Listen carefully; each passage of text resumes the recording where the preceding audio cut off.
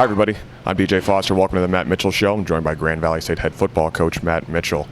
Coach, a nice 42-36 win on the road at Findlay this past Saturday. Obviously, my first question is going to be about Chris Robinson. A new school record, 261 yards rushing on 33 carries. He scored 3 touchdowns. The record was set a couple years before you got here in 1973 by John Mahan, and it's the 5th largest single-game rushing this season by Division II player. Why was he able to be so effective? Did you guys see something early on and you knew he was going to be able to have a productive day like this? Yeah, I think there's a few factors that probably play into the record.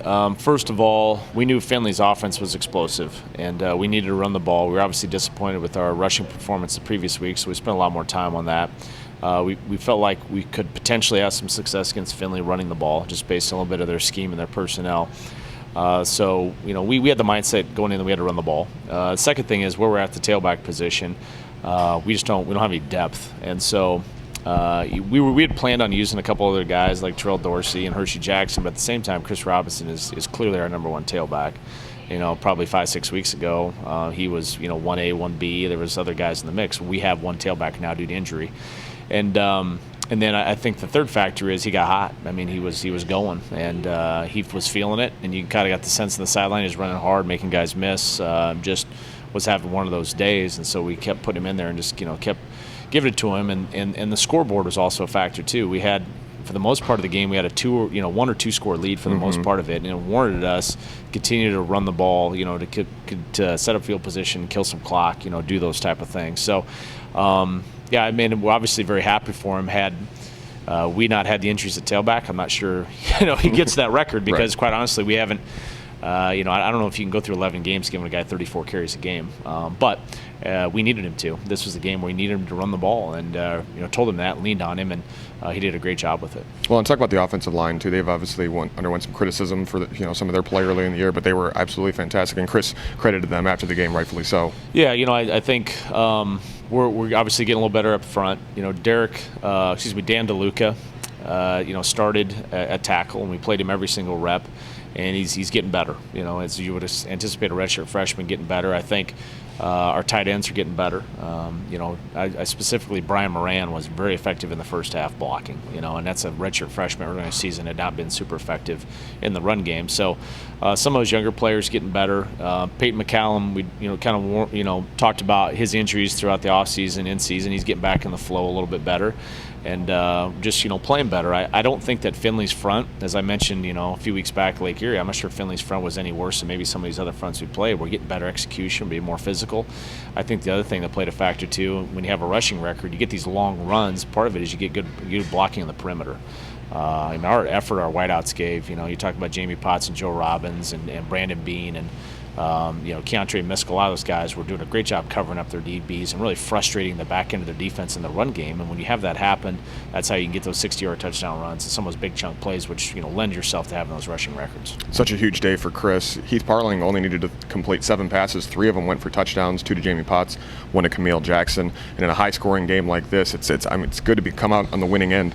Yeah, no doubt. I mean, this is a tough league, and it's tough to win on the road in this conference. I mean, I think we're seeing a lot more balance in the GLIAC, top to bottom. I think that several of these Ohio schools are doing, a really good job. Obviously, ODU's successes. We got another one coming in this Saturday with Ashland, and Findlay, and Tiffin has got, they're 5-3 right now and feeling good. I mean, the level of football in the GLIAC is good, and for us to go on the road against a talented, player like Verlon Reed and some of these other guys that had offensively, and to get that win on the road with a noon start, I was happy because our program needed it at this point in time. Probably the only thing that could have overshined Matt Judon's performance was a school record rushing performance.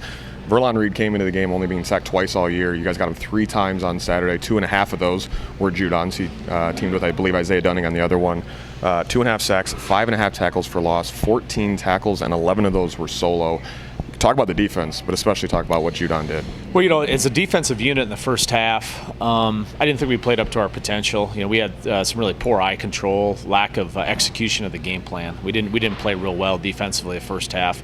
Got in there halftime and got settled down a little bit, got after them, came back out and only gave up 7 points in the second half to an explosive player. And a lot of times we were having to defend 4 downs, not 3 downs, because of the nature of the game. They're going for it on 4th down. So played better defensively the second half, and obviously against a very talented offense. In regards to Matt Judon, I think you're seeing a player that didn't play football because of the ACL injury, really in effect for 2 years. Right. He tore it six snaps into the 2013 season. And we've seen him get better and better every single week. He's getting back into the flow of things, and we always knew we had the potential for that type of player. And I think we're starting to realize and see that potential. And he's playing with a lot of just unbelievable effort. I wish we would have other guys on our defense mirror the type of just tenacity that he has in terms of his pursuit and his effort, and just kind of staying after it.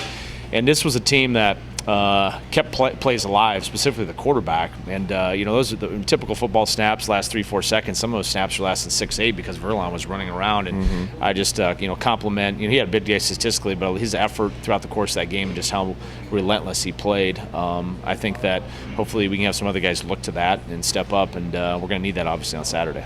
Ashland comes in this weekend. You mentioned them already. They're 7-1 overall and in league play. They've won their last 5 games by an average of 24 points a game, so they're on a nice roll here. They've only had 3 road games so far this late in the season. That's a little rare, and that's their only loss was at ODU back in September, 38-20. Talk about the Eagles and what you expect from them.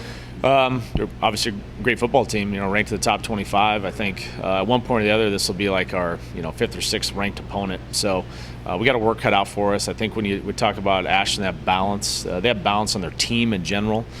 They're good on both sides of the ball. This isn't a type of team that's very good offensively and not good defensively, or vice versa. They have balance on their whole team. They have balance within their individual units too. Take a look at their offense. They run the ball effectively, and then last week, the redshirt freshman quarterback has 5 touchdown passes, and you got to load up the box to stop the run. A lot of times, play man coverage. They did a great job against Northern Michigan, kind of exploiting some man coverage and making some plays, in the passing game. And if there was one weakness probably heading into the season early on, it was a redshirt freshman quarterback, and he's playing through that. You can see him get better week to week to week as they progress. So they're a physical football team. I think I mentioned the Wayne State game, our last home game, that was going to be a physical contest. I anticipate this is going to be a very, very physical game. This is a team that's potentially a playoff team, and they've got 2 big road games kind of ahead of them. They got Grand Valley and obviously Michigan Tech, and I'm sure they'll be gunning, for both of those. And it's been a while since we played Ashland, so it'll be fun. I think it'll be fun to get back at home. We've had two tough road trips, long travel, get back at home in front of our crowd and the emotion of the thing, and just looking forward to get out there Laker Blue Night and take them on. Yeah, last thing, you mentioned that you haven't played them since 2009, haven't played them here at home since the playoffs in 2008. Any difficulty with that, not seeing a team for 4 full years, and just kind of what you expect to see from your team? Sure. I think probably for our players there's no familiarity whatsoever, and that might not be a bad thing. It's kind of when you have fresh opponents and new faces, that can help refocus, that type of thing. I think from a coaching staff perspective, we all watch the tape, so even when we're watching Findlay's offense last week, you see Ashland's defense, and our other side vice versa. Throughout the, even though we haven't played them since 2009, you still see them on tape. You still have familiarity with the brand and style of play that they have. They've been really stable at the coordinator position. Defensive coordinator has been there for a while, and Coach Owens has been there for a long time. So there's a brand, there's a culture they have, and you establish that. So it doesn't feel that long ago for me. Now, obviously, our players haven't played them that long ago, so that might not be a bad thing for our players too, to have kind of a new opponent come in here, something we haven't played really for a lot of the guys on the team. Grand Valley State and Ashland this Saturday night in Lubber Stadium at 7 p.m. As Coach Mitchell said, it's Laker Blue Nights. Come on out and wear blue to support Grand Valley State. Coach, thanks for your time, and good luck this week. Appreciate it. Thanks, DJ. Thanks for watching the Matt Mitchell Show right here on the Grand Valley Sports Network.